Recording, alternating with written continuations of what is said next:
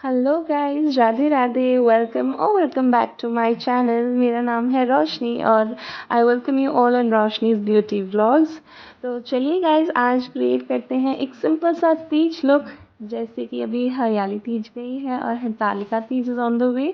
तो एक सिंपल सा तीज लुक क्रिएट कर रही हूँ मैं आप सभी के लिए, जो आप नॉर्मल अपने घर पर कर सकते हैं।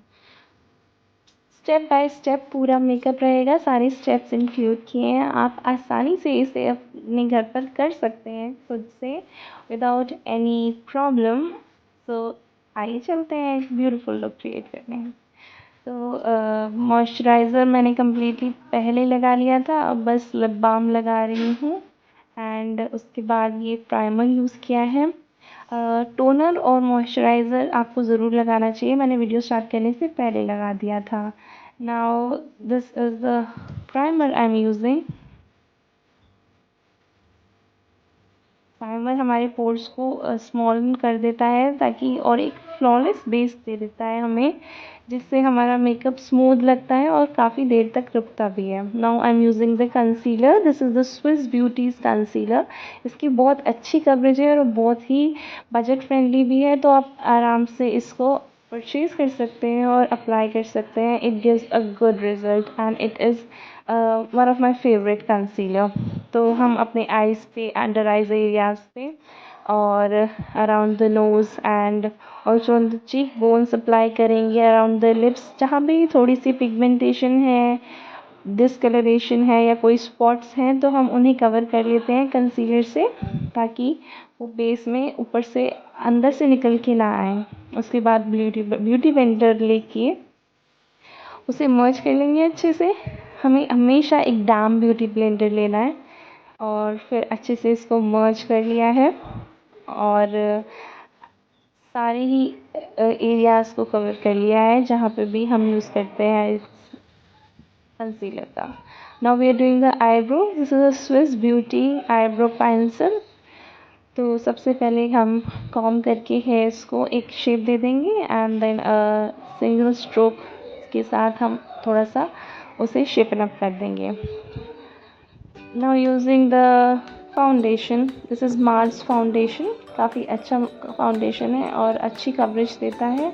बहुत ही लेस अमाउंट में यूज़ होता है, जैसे कि एक डे सिनेरियो होता है, तीज फंक्शन जो भी लेडीज़ क्रिएट करती हैं या सेलिब्रेट करती हैं, तो डे में ही होती हैं सारी चीज़ें। तो उसके लिए लाइट सा मेकअप किया है मैंने, क्योंकि बहुत ज़्यादा ओवर होता है तो धूप में बाहर निकलते हैं तो बहुत ही ज़्यादा दिखाई देता है वो चेहरे पे, तो वो it looks a bit odd. So I have completely merged the foundation all over the face and also using it on the neck, क्योंकि अगर हम नेक पे अप्लाई नहीं करेंगे तो वो अलग ही दो शेड्स दिखेंगे स्किन के। That looks very very what can I say vulgar. Now this is the eye shadow palette from SFR। काफ़ी पुराना पैलेट है मेरा, बट मुझे इसके कुछ शेड्स बहुत पसंद हैं। So I use this palette for eyebrows as well, क्योंकि हम एक ब्राउन शेड किसी भी आईब्रो पैलेट में से ले सकते हैं या किसी आई शेडो पैलेट में से ले सकते हैं। ब्राउन शेड लेंगे और आईब्रोज़ को हाईलाइट करेंगे अच्छे से शेपन अप करके। तो ये दोनों ब्राउज मैंने शेप कर लिए हैं behind the camera as well. थोड़ा टाइम यूटिलाइजिंग है ये प्रोसेस, क्योंकि हमें दोनों को इक्वल शेप में करना पड़ता है। Now we are proceeding towards the eye makeup.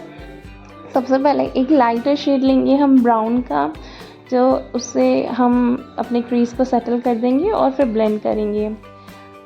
Settle करने के लिए एज यू कैन सी थोड़ा सा आगे से ब्रश पकड़ना है। उसके बाद जब हम ब्लेंड करते हैं तो थोड़ा पीछे से ब्रश पकड़ते हैं, तो ब्लेंडिंग बहुत स्मूथ हो जाती है।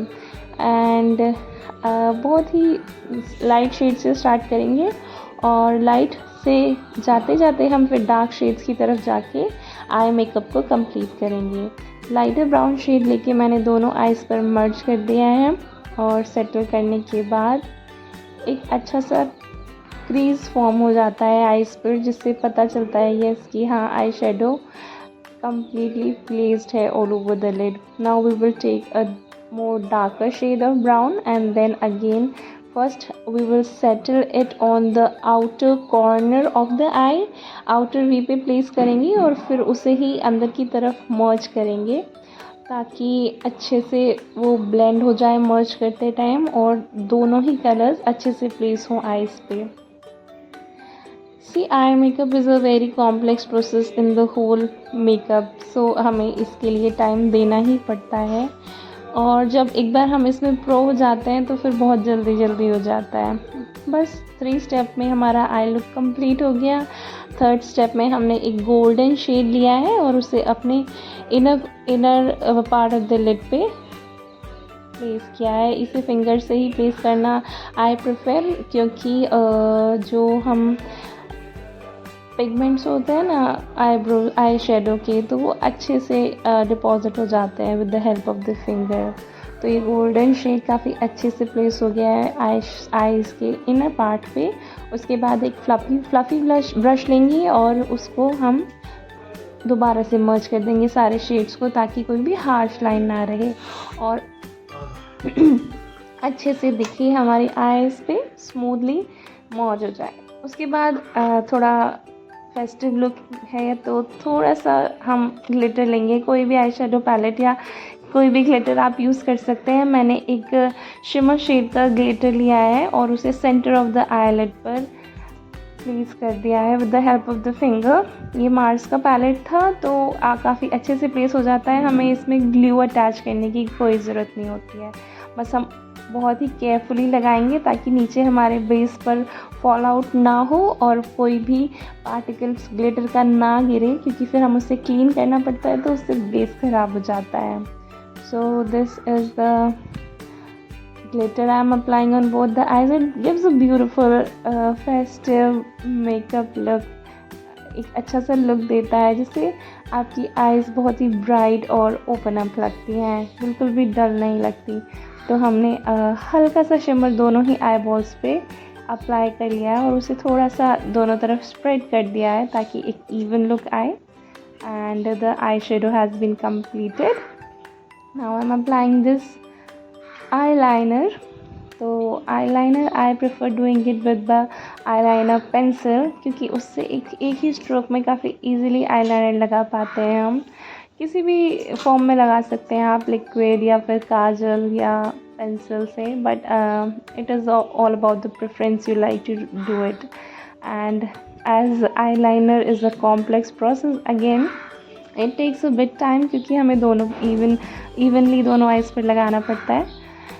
तो ये भी हो गया कंप्लीट. हमने लगा लिया है eyeliner on both the eyes equally and it has turn out good I guess. Eyes काफ़ी सोबर और अच्छी लग रही हैं. And I am trying to create a bit of the wing जिससे थोड़ा इलोंगेटेड लगता है और लिफ्टेड लगता है फेस अगर हम विंग लाइनर लगाते हैं. तो उसके बाद आप कोई भी काजल यूज़ कर सकते हैं. अगर आप वाइट काजल पसंद करते हैं तो वाइट काजल भी लगा सकते हैं, बट मोस्टली मुझे अपने ऊपर ब्लैक काजल ही पसंद है तो I prefer to apply kajal only black वाला. उसके बाद हम इसे लॉक करने के लिए ताकि ये स्मज ना हो तो हम एक ब्लैक आई शेडो लेंगे और उसे ही एक पॉइंटेड ब्रश से उसे सारे में अप्लाई करेंगे और उसी अपनी टीयर लाइन पर उसे अप्लाई करके मर्ज कर देंगे ताकि एक हार्श लुक भी ना आए. और उसके बाद अगर हम पाउडर बेस लगा लेते हैं काजल के बाद तो फिर वो स्मज बिल्कुल नहीं होता. Now we are doing the concealing of the face.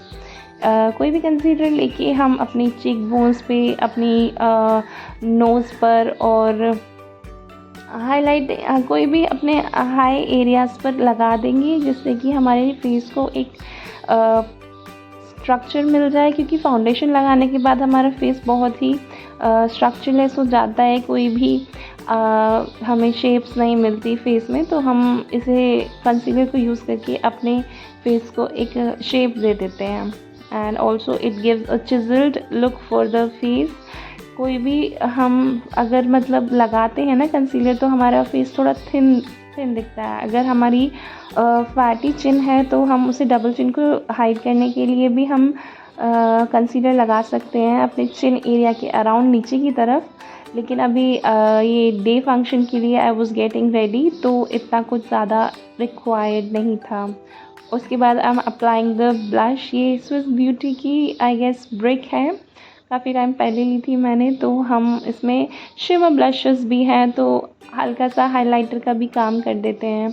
तो वो बस ब्लश लगा के उसके बाद सारे में स्प्रेड किया अपने चीक बोन्स पे, अपने टिप ऑफ द नोज़ पे, चिन पर, फोरहेड एरिया पर। तो थोड़ा सा नेचुरल लुक देता है ये ब्लश लगाने के बाद। उसके बाद now I am using a champagne colour highlighter. उस हाइलाइटर से एक अच्छा सा ग्लो ऐड हो जाता है चेहरे पर, और कुछ नहीं। If you want to avoid this step you can easily, अगर आपको ज़्यादा ही चमकता चेहरा पसंद नहीं है तो आप इस स्टेप को अवॉइड कर सकते हैं, बट हाँ ज़रूर लगाया कीजिए, क्योंकि इससे एक अच्छा लुक आता है इस फेस पे, और थोड़ा फेस ग्लोई दिखता है हमारा। And I just forgot to do the baking. So अब हम एक लूज़ पाउडर ले लेंगे, और जितने भी एरियाज़ पर हमने फाउंडेशन अप्लाई किया था वहाँ पर इसको सेटल कर देंगे थोड़ी देर के लिए और छोड़ देंगे, ताकि जो भी एक्सेस ऑयल हो वो निकल जाए लूज़ पाउडर की हेल्प से। और उसके बाद डस्ट ऑफ कर देंगे। डस्ट ऑफ करना बिल्कुल नहीं भूलना है, वरना बहुत ही ज़्यादा वाइट हो जाता है फेस। तो फेस पाउडर लगाकर, आई मीन लूज़ पाउडर या कॉम्पैक्ट आप कुछ भी यूज़ कर सकते हैं।